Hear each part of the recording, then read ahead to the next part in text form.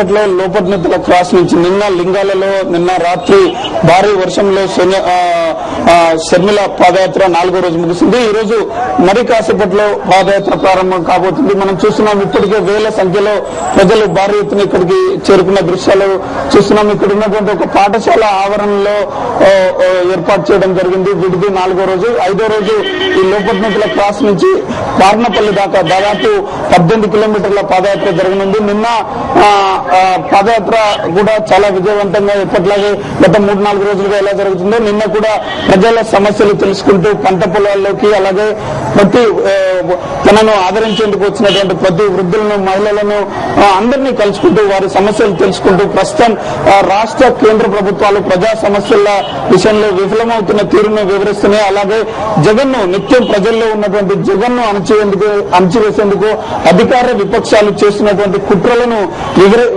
ప్రతి అడుగులో కూడా తనను కలిసిన వారికి వివరిస్తూ షర్మిల పాదయాత్ర కొనసాగుతుంది.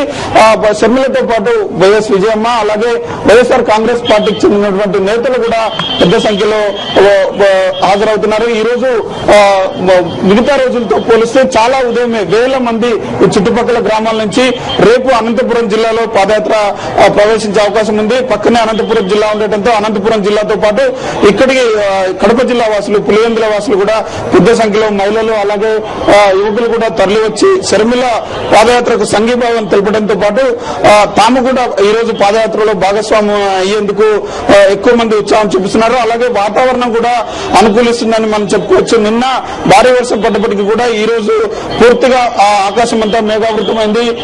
చాలా మంది చుట్టుపక్కల గ్రామాల నుంచి సొంతంగా వెహికల్స్ పెట్టుకుని ఇక్కడికి వచ్చి షర్మిల పాదయాత్రలో కలిసి అడుగేసేందుకు చూస్తున్నాం. మనం ఒకసారి చూడొచ్చు, ఇక్కడ మహిళలు కూడా పెద్ద సంఖ్యలో వచ్చి షర్మిల పాదయాత్రకు స్థానికంగా ఉన్నటువంటి లింగాల మహిళలు పెద్ద సంఖ్యలో వచ్చారు. వారు షర్మిలకు సంఘీభావం తెలిపేందుకు ప్రాధాన్యత ఇస్తున్నారు. వారి చేతుల్లో పూలు అలాగే హారతులు పట్టుకుని వారికి షర్మిల రాగానే ఇక్కడికి షర్మిల మరొక 5-10 నిమిషాల్లో పాదయాత్రను 5వ రోజు ప్రారంభించే అవకాశం ఉంది.